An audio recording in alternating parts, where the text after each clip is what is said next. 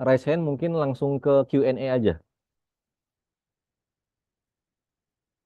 Kita langsung ke Q&A Bapak Ibu sekalian ya. Ini saya bacakan Q&A-nya. Ini ada sekitar 83 yang sudah terjawab.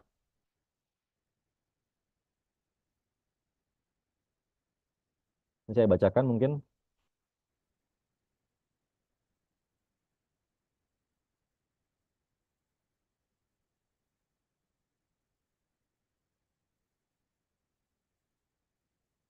Ya ini izin bertanya Pak, jika pengaturan STR seumur hidup sudah dilakukan tapi ISTR-nya tidak saya dapatkan. Tombol ISTR tidak ada. Nah ini nanti mungkin melalui emailnya Bapak Ibu sekalian ya, melalui email helpdesk.dijenakes@kemkes.go.id ini kami akan coba tindak lanjuti ya terkait dengan case by case ini.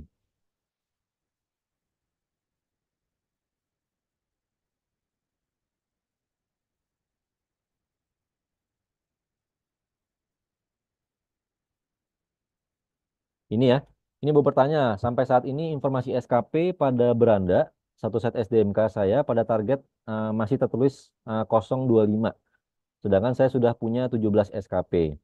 Apakah memang begini tampilannya atau ada error atau SKP saya tidak diakui? Nah ini SKP yang perlu dicek dulu ya Bapak terkait dengan periodenya benar apa enggak ya. Kemudian yang dilaksanakan 17 SKP ini apakah sesuai dengan SKP periode SIP yang muncul di akun Bapak. Kalau emang dia sesuai, maka tinggal apa namanya? Tinggal apa namanya? Logout login itu akan masuk biasanya harusnya. Ini sudah akan ditindaklanjuti ya, NIK-nya sudah diberikan ke tim kami. Kemudian eh,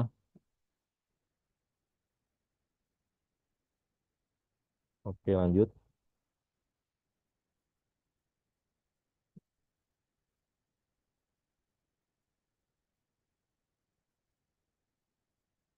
SKP platform kenapa tidak bisa diakses ya? Memang beberapa hari ini sampai dengan memang kita kan lagi momen untuk voting ya, kolegium dan konsil sehingga SKP platform memang untuk saat ini masih diputus Bapak Ibu sekalian ya. Memang mungkin nanti akan dibuka kembali dalam beberapa beberapa hari ke depan ya. Mungkin ditunggu saja gitu ya, dicek ulang nanti. Nanti akan kami buka kembali setelah voting selesai.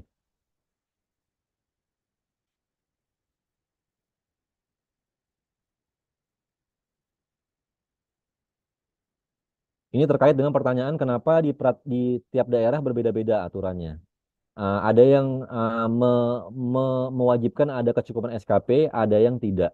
Ya Bapak Ibu sekalian, sebetulnya secara secara ketentuan ini dari kami semuanya sama untuk seluruh daerah. Namun mungkin ada miskomunikasi ya. Mungkin dianggapnya SKP ini dibutuhkan untuk semua apa namanya jenis perizinan. Padahal SKP ini hanya diperlukan untuk perizinan yang sifatnya memperpanjang Bapak Ibu sekalian. Jadi SIP ini ada dua kategori. Yang pertama SIP yang pertama kali dibuat dan ada yang SIP yang sifatnya memperpanjang. Kalau yang pertama kali buat itu adalah indikatornya yang bersangkutan baru lulus, belum 5 tahun, kemudian buat SIP maka berlakulah apa namanya kebijakan SIP pertama kali. Nah SIP pertama kali ini tidak membutuhkan kecukupan SKP karena pada saat masih mahasiswa nggak mungkin ya ngumpulin SKP. Sedangkan kalau yang sifatnya memperpanjang barulah membutuhkan kecukupan SKP. Ini nanti kami akan sosialisasikan juga di minggu ini ya terkait dengan perizinan yang berhubungan dengan pemenuhan SKP ini.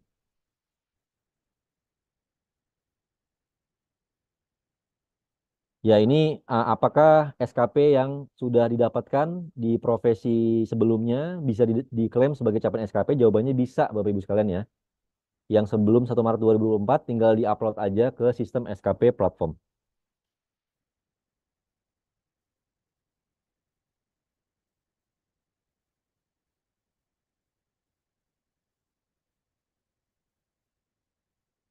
Nih, ini peran rumah sakit dalam memenuhi SKP profesi karyawan yang bekerja di rumah sakit tersebut. Tadi saya bilang ya. Jadi rumah sakit ini boleh misalnya dari bapak atau ibu ya rumah sakitnya punya lembaga pelatihan misalnya, dibuat lembaga pelatihan. Nah, kemudian lembaga pelatihan ini bisa mengadakan kegiatan pembelajaran khusus untuk pegawai-pegawai internal rumah sakit. Nah, itu bisa difasilitasi. Dapat SKP-nya berapa? Dapat SKP-nya itu adalah lingkup lokal, gitu ya. Jadi bukan lingkup nasional atau internasional. Jadi tentu bisa dapat SKP, bisa difasilitasi, tapi nilai SKP-nya lebih kecil, gitu ya. Itu dari ranah pembelajaran. Kalau ranah pelayanan tentunya kan namet nakesnya juga melayani pasien. Itu bisa diklaim jumlah SKP-nya. Kalau pengabdian dari rumah sakit juga bisa mengadakan kegiatan pengobatan gratis misalnya. Itu bisa difasilitasi. Jadi secara prinsip bisa Bapak Ibu sekalian. Ya, oke ini untuk yang Bapak Ibu sekalian yang sudah mengupload ya, namun belum diverifikasi, mohon bersabar karena memang pada saat ini kami dari Kementerian Kesehatan ini mengejar untuk SIP-SIP yang mau habis di tahun 2024. Jadi untuk yang tahun 2025, 2026 memang apa namanya tetap kami kerjakan, tapi tidak Cito gitu ya. Kalau Cito itu kan yang 2024 yang mau habis nih. Nah, namun jikalau memang Bapak Ibu sekalian apa namanya sudah lama menguploadnya, silakan bisa konfirmasi ke email di Jenakes ya. helpdesk.dijenakes.kemkes.go.id nanti kami akan langsung tindak lanjuti untuk verifikasi. Tentunya nanti verifikasinya akan dilakukan oleh kolegium-kolegium terkait berkoordinasi dengan Kemenkes.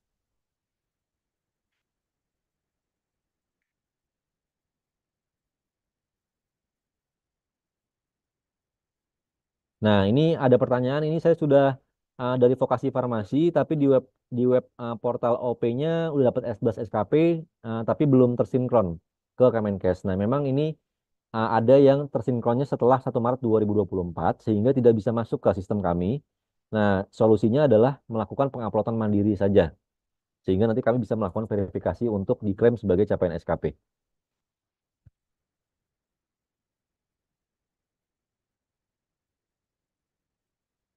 Ini terkait dengan STR, mungkin saya tidak jawab ya Bapak Ibu sekalian.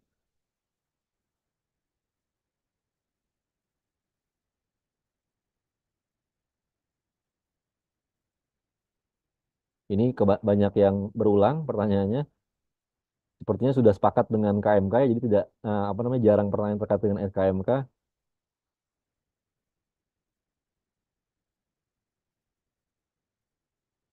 Untuk pelataran satu sehat untuk SKP platform perawat kapan akan terhubung? Ini sudah terhubung ya, Bu Natalia Sembiringnya dari RSPLNI. Kemudian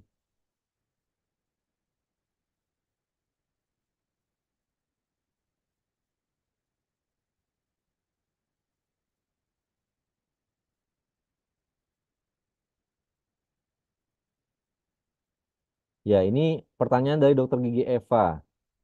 Izin bertanya bagaimana cara menginput pendidikan sejalur luar negeri yang sedang dijalani di ranah pelayanan. Karena saya sudah mencoba tapi tidak bisa menemukan opsinya. Ya ini memang tadi saya bilang Bapak Ibu sekalian, memang pada saat ini opsi di SKP platform masih yang 9 tadi. Nah, nanti akan kami kembangkan dalam waktu ke depan ya. Akan kami kembangkan dan akan ada poinnya. Jadi akan disesuaikan sesuai dengan KMK sehingga Bu Dokter Gigi Eva ini bisa mengupload nantinya. Oke, asalkan memang pendidikannya ini adalah pendidikan sejalur sesuai dengan keprofesian dokter giginya.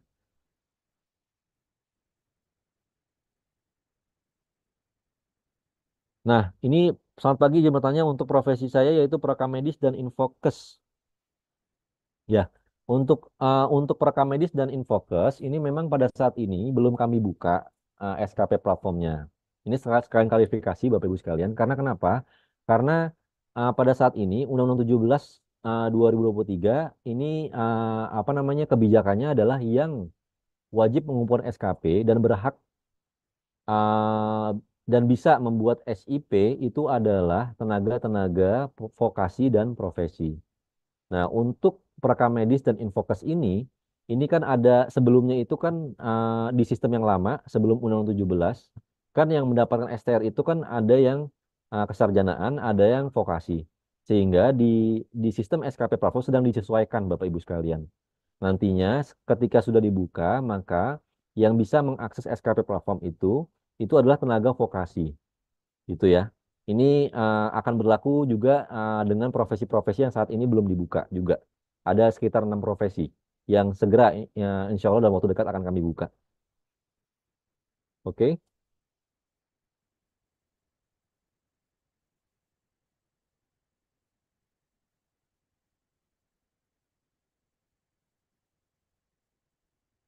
Ya, ini untuk yang kegiatan pelayanan kesehatan di luar Vaskes sebagai tim medis pada event nasional internasional ini bisa didapatkan SKP-nya dalam bentuk pengabdian, ya. Karena kan diberikan kegiatan pengobatan gratis misalnya ya, ini bisa didapatkan SKP-nya.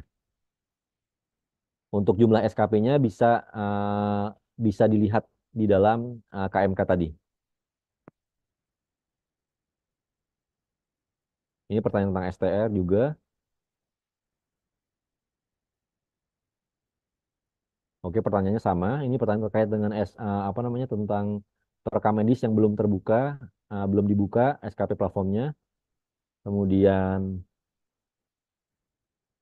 ya ini soal validasi ya. Untuk validasi verifikasi yang udah diupload silahkan langsung saja di email ke Helpdesk Ditjenakas untuk diminta verifikasi. Ini kami dari tim Konsil ini sudah berupaya ya. Jadi memang ada pembagiannya. Ada yang memverifikasi di 2024, kemudian 2025, 2026 sampai dengan ke depannya. Gitu ya. Berkoordinasi dengan kolegium tentunya. Jadi Bapak Ibu sekalian, mudah-mudahan jangan terlalu khawatir. Pasti SKP yang Bapak Ibu sudah upload akan kami tindak lanjuti. Ini adakah formulir acuan untuk contoh pelayanan? Adakah jumlah pelayanan minimal untuk jumlah SKP yang diperoleh? Ya, minimalnya tadi kalau untuk pelayanan tindakan intervensi ya, 1 sampai dengan 25 pasien saja itu sudah dapat SKP. Kalau untuk yang lebih dari 25 pasien dapat SKP lebih besar. Itu ya. Nah, untuk acuan formatnya yang tadi saya bilang tidak ada acuan format untuk kegiatan pelayanan, bisa Bapak Ibu sekalian buat ya dengan rapi dalam bentuk tabel dengan kategori masing-masingnya yang dijabarkan dalam waktu 6 bulan sampai dengan setahun. Kemudian tanda tangan dari penanggung jawab Vaskesnya barulah diupload ke sistem untuk diklaim SKP-nya.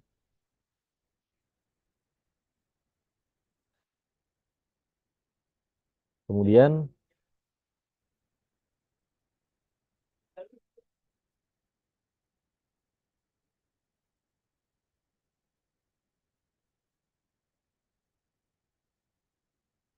ya, ini pertanyaan untuk syarat perpanjangan SIP, apakah sudah mulai mengumpulkan sistem yang baru? Iya, Bapak Ibu sekalian, sudah mulai. Jadi per 20 September 2024 sudah mulai. Jadi SKP yang wajib dikumpulkan oleh Bapak Ibu sekalian, ini sudah disesuaikan dengan SKP yang tertera di KMK. Ya, sehingga, tapi Bapak Ibu tidak perlu khawatir, karena kenapa? Karena SKP yang Bapak Ibu sudah kumpulkan sebelum 1 Maret 2024, ini akan dikonversi. Jadi misalnya ada nakes-nakes yang dulunya biasa ngumpulin 25 SKP. Kemudian sekarang jadi 50 SKP. Kalau memang ada data profesi yang sebelumnya 1 Maret 2024 itu akan apa namanya dikonversi menjadi dikali dua berarti ya. Misalkan capaiannya sudah 20 SKP, berarti di sistem akan ngebacanya sudah mencapai 40 SKP.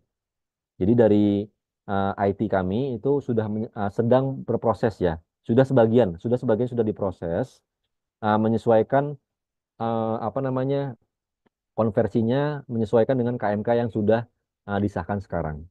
Jadi jangan khawatir. Kalau masih kurang, ya berarti mau nggak mau harus dikumpulkan, Bapak Ibu sekalian, harus dikejar. Kalau memang misalnya ternyata nggak terpenuhi gitu sampai dengan waktunya, ya mau nggak mau berarti berlaku dengan kebijakan yang berikutnya itu. Kalau di perizinan, kebijakan perizinan kalau memang tidak melakukan penjagaan kompetensi lebih dari 5 tahun, maka diwajibkan untuk mengikuti ujian kompetensi untuk bisa berpraktik kembali.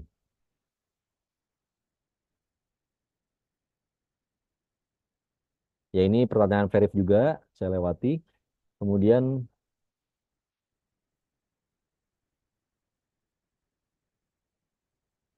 kegiatan pengabdian apakah event kegiatan? Kalau pengabdian tidak harus diproses ya Bapak Ibu sekalian ya. Jadi kalau pengabdian ini tidak seperti pembelajaran. Jadi penyelenggaranya nggak harus diakreditasi. Siapapun bisa mengadakan kegiatan pengabdian. Mau dari misalkan dari gereja ya, yang saya sering temui itu gereja mengadakan kegiatan pengobatan gratis misalnya, atau dari organisasi profesi dipersilahkan untuk mengadakan pengabdian masyarakat ya. Kemudian jangan lupa untuk menyertakan sertifikat ya kalau memang sifatnya berkoordinasi dengan dinas kesehatan terkait, jangan lupa untuk melakukan koordinasi dengan Dinkes ya untuk kegiatan intervensi, kemudian diupload ke sistem SKP platform untuk dijadikan apa namanya dasar pengklaiman SKP masing-masing nakes yang mengikutinya.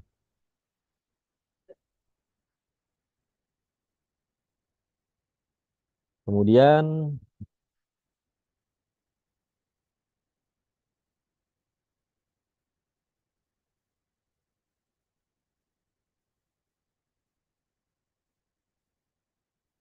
ya ini pertanyaan yang sama ya, apakah SKP saya hangus sedangkan saya belum punya SIP? Secara prinsip enggak ya Bapak Ibu sekalian ya, asalkan periodenya sesuai. Kalau periodenya sesuai, otomatis bisa dilanjutkan kembali untuk pembuatan SIP.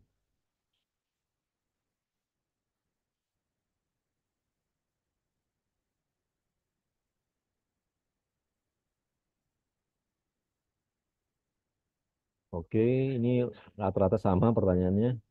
Jadi maksudnya saya sudah memiliki SKP.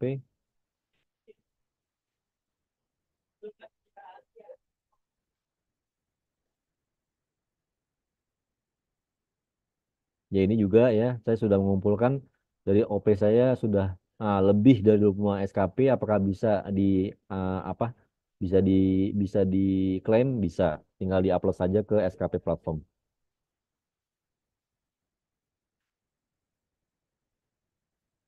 Oke.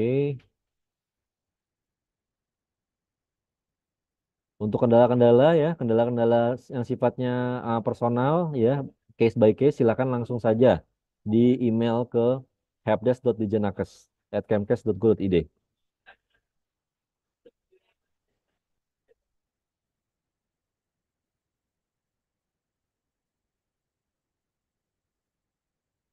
Oke, ini rata-rata aduan-aduan by NIK ya, by NIK ya. Semua standar persyaratan.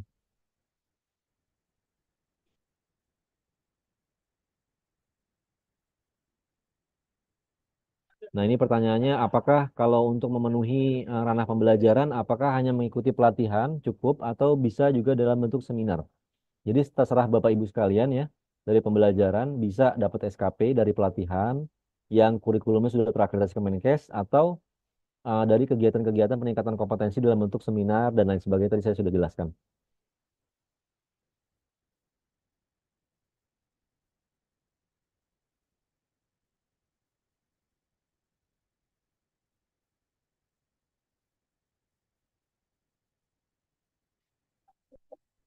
Oh ya ini pertanyaan juga nih case by case katanya udah upload di SKP platform tapi yang sudah di verif hanya yang pelayanan saja tapi yang pembelajaran belum. Jadi nanti kami akan tindak lanjuti ya Bapak Ibu.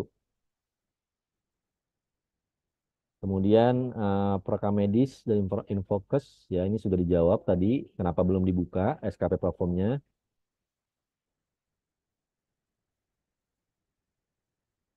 Oke ini rata-rata tentang aduan untuk diverifikasi ya.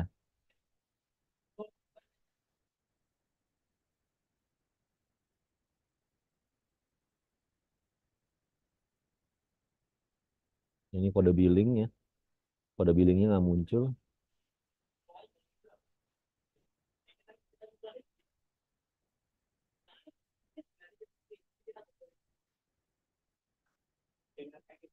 Nih, ada aduan memang LMS pesertanya kadang-kadang tidak spesifik profesinya, padahal materinya sangat berbeda antara tenaga medis dan tenaga kesehatan. Ya, memang ini yang sedang kami rapihkan, Bapak Ibu sekalian. Memang kami juga menghimbau untuk penyelenggara terakreditasi untuk pada saat mereka mengupload KAK itu wajib pesertanya itu spesifik. Jadi nggak bisa yang apa namanya tidak spesifik. Karena kenapa? Karena akan mempersulit di lapangan juga untuk namet dan nakesnya, gitu ya. Harapannya memang kan untuk profesi tertentu misalnya dokter spesialisnya, dia ngikutinnya juga materi yang spesialisnya dia gitu ya. Jangan sampai dapat SKP hanya dari kegiatan-kegiatan yang umum saja misalnya. Ya walaupun mungkin bisa, tapi kan dia apa namanya effortnya itu agak banyak ya karena kan kalau misalkan yang keprofesian tentu kan kita juga bisa mendapatkan keilmuan yang lebih sesuai dengan profesi kita. Kemudian jumlah SKP-nya juga langsung besar sehingga tidak perlu berkali-kali mengikuti kegiatan. Oke, kemudian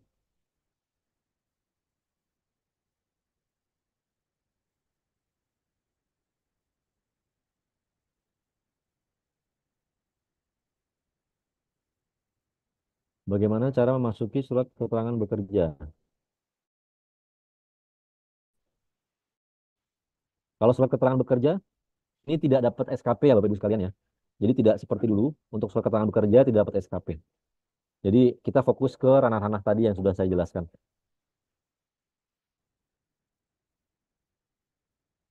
Penulisan logbook tidak ada, kemudian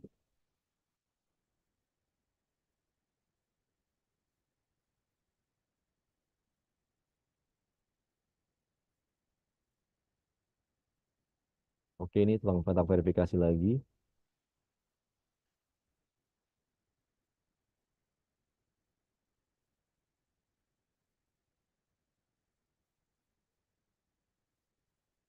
Ini perekam medis lagi, minta dibuka. Oke, rata-rata sama ya Bapak Ibu sekalian ya, berulang pertanyaannya.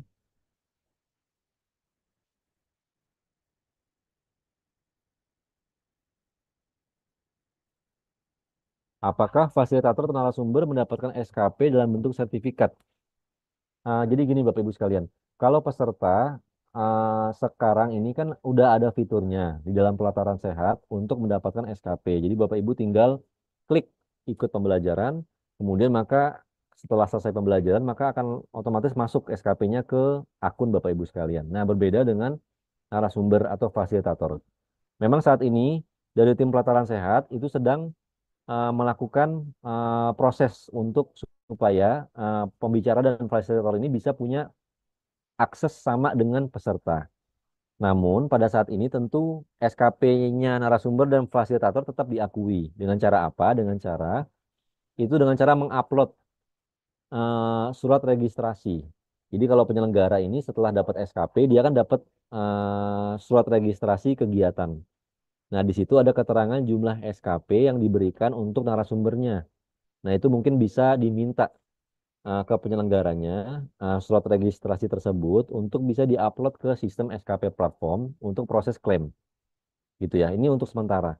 Karena nantinya insya Allah mudah-mudahan tahun ini juga akan dibuat fitur yang sama persis dengan peserta untuk apa namanya Bapak Ibu yang menjadi narasumber atau fasilitator.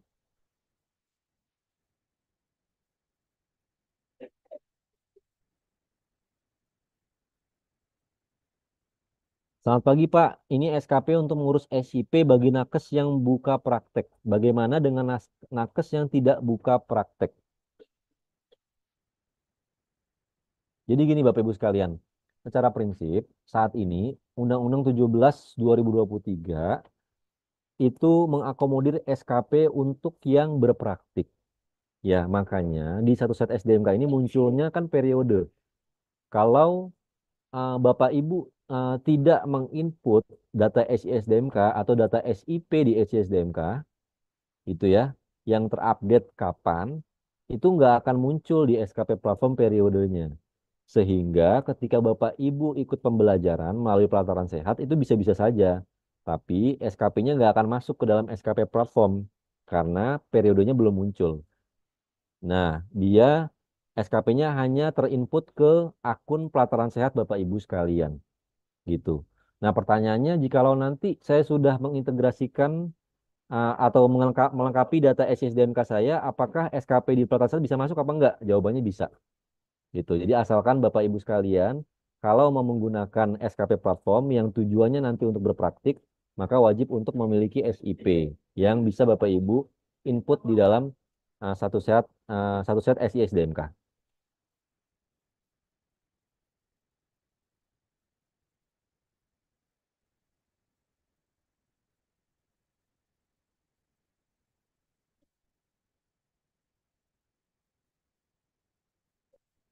Oke, ini mungkin kita batasi sampai jam 12 Bapak Ibu sekalian ya.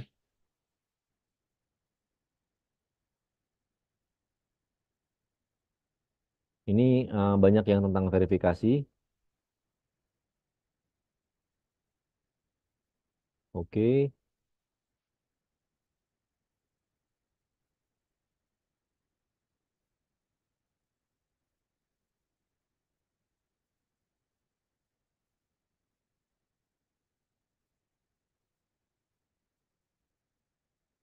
ya ini saat ini STR sudah seumur hidup, tapi belum diperbaharui SIP-nya, expired Desember 2026. Apakah ada tenggat waktu tertentu untuk update SIP? Kalau saya bilang sih update SIP-nya segera di SISDMK ya, karena itu kan fungsinya untuk Bapak Ibu sendiri ya, untuk bisa ngebaca di akunnya agar SKP-nya bisa masuk, bisa langsung masuk. Apakah boleh memakai SIP lama? Jawabannya itu kalau memang SIP lama yang dimaksud itu adalah yang sampai dengan Desember 2026 itu bisa, boleh. Silakan saja di input.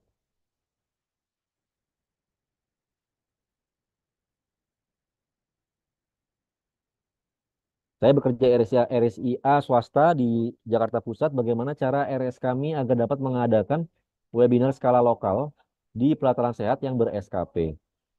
Nah, ini yang tadi saya bilang bisa rumah sakitnya mengajukan untuk terakreditasi lembaga pelatihannya, sehingga nantinya setelah sudah terakreditasi maka akan mendapatkan akun untuk mengajukan kegiatan. Nah, terserah targetnya, mau target lokal atau dibuat nasional silakan saja.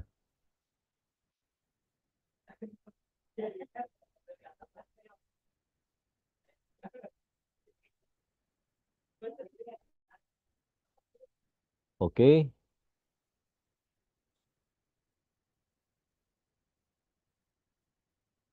Nih, maksudnya status kecukupan SKP sudah tercukupi, warna hijau. Tapi untuk periode pemenuhan SKP-nya untuk tahun ke depan tidak berubah. Ya tadi saya bilang Bapak Ibu sekalian, sekarang sistem sudah diubah. Sehingga ketika Bapak Ibu lihat NIK-nya, masukin di skp.kemkes.go.id, kalau dia sudah tercukupi SKP-nya, maka akan warna hijau. Tapi periodenya adalah periode saat ini, yaitu 2019 sampai dengan 2024 misalnya. Nah, ketika sudah hijau, dengan periode tersebut, berarti Bapak Ibu bisa melanjutkan untuk pembuatan SIP di 2024 sampai dengan 2029.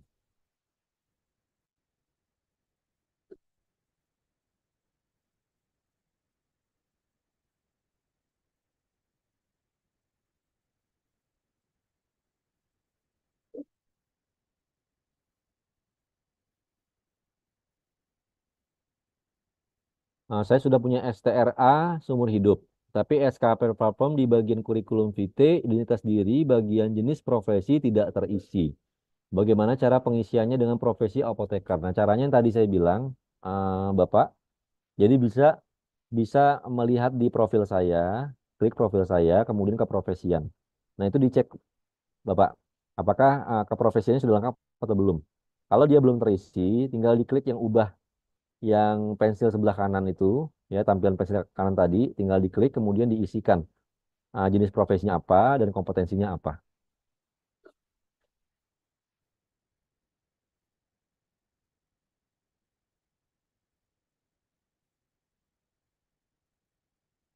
Oke, ini masih mengulang lagi.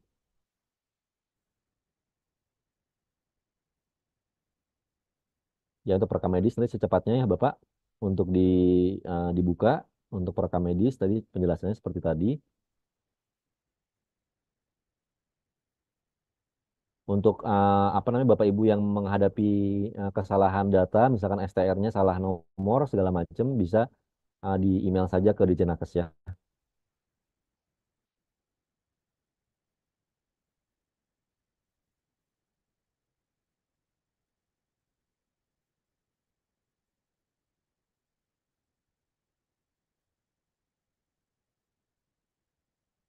Ya ini apa namanya bagaimana jika seorang nakes ya, misalnya dia udah mengumpulkan 25% dari total SKP.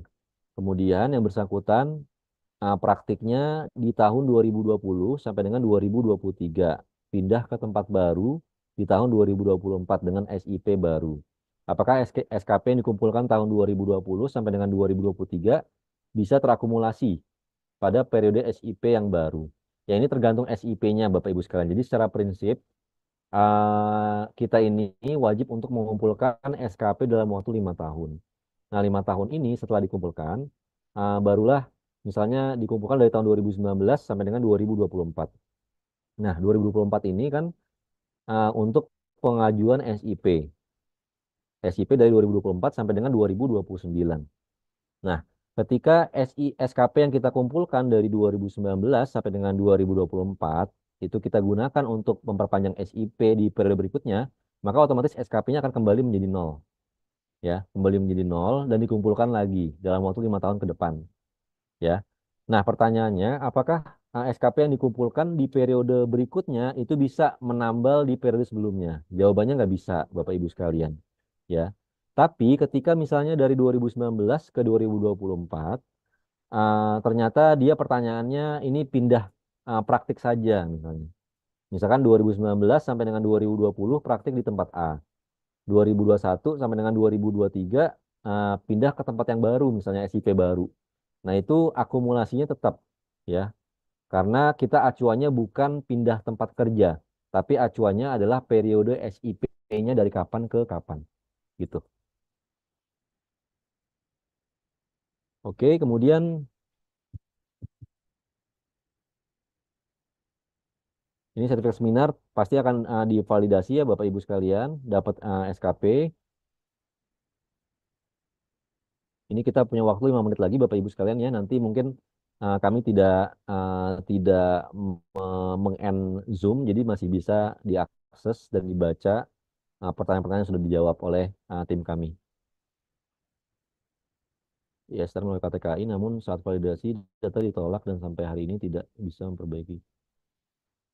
Ini silakan kalau untuk masalah STR yang tidak sesuai bisa langsung ke email Dirjen Nakes ya Bapak Ibu sekalian.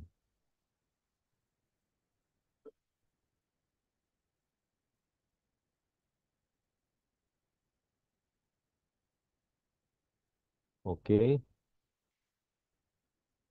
mengenai STR seumur hidup, kalau ada masalah silakan langsung saja di email ke Dirjen Nakes.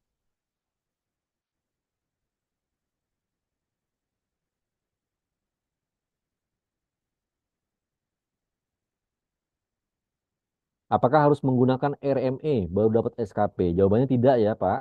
Jawabannya tidak ya, Bu. Ini dengan Ibu Ibu ya.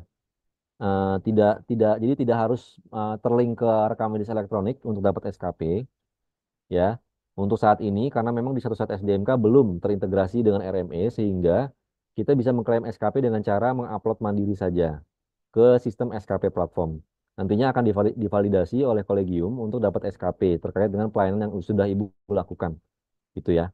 Namun ketika sistem sudah terhubung antara satu saat SDMK dan RME, maka kita wajib menggunakan RME, begitu ya, untuk dapat SKP full 100% yang tadi saya bilang, yang tadi saya bahas tadi di paparan.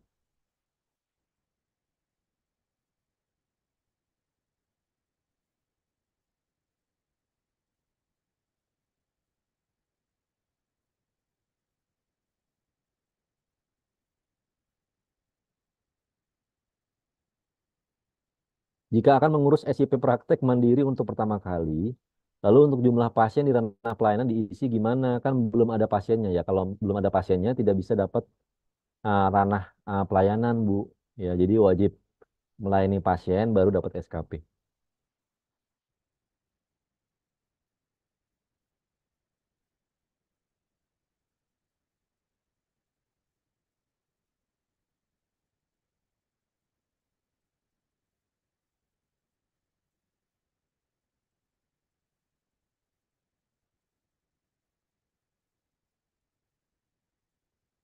Di SK Platform pada saat pencarian menggunakan NIK data tidak temukan. Bagaimana yang harus saya lakukan? Nanti Bapak Ibu bisa langsung meng-email ke Dijenakes ya, .kemkes.go.id terkait dengan case seperti ini, sehingga nanti kami akan bisa menindaklanjuti NIK by NIK. Ya, Bapak Ibu sekalian, silakan.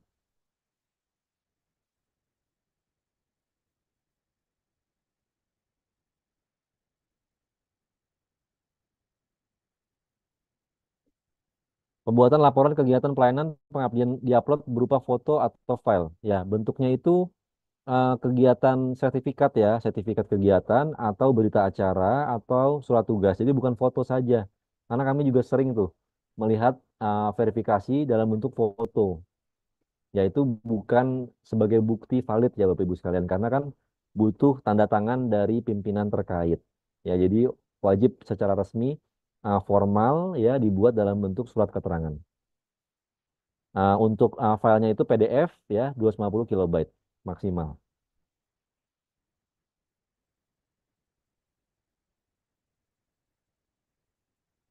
Oke, Bapak Ibu sekalian, mungkin sekian saya jawab pertanyaannya. Nanti ini masih terus dijawab oleh tim kami. Ya, mungkin masih setengah jam ke depan. Nanti Bapak Ibu bisa membaca jawaban-jawabannya. Ya, semoga kami bisa memberikan solusi untuk Bapak Ibu sekalian. Barangkali itu dari saya. Mungkin saya kembalikan ke Dr. Gigi Ilham sebagai penutup. Silahkan saya kembalikan ke moderator. Terima kasih. Baik, terima kasih Pak Denny atas penyampaian terkait sosialisasi tentang pedoman pengelolaan pemenuhan kecukupan satuan kredit profesi bagi tenaga medis dan tenaga kesehatan. Baik, kami juga mengucapkan terima kasih kepada Bapak Ibu seluruh tenaga medis dan tenaga kesehatan di seluruh Indonesia yang mengikuti melalui Zoom, meeting, maupun streaming YouTube. Kami masih membuka sesi pertanyaan di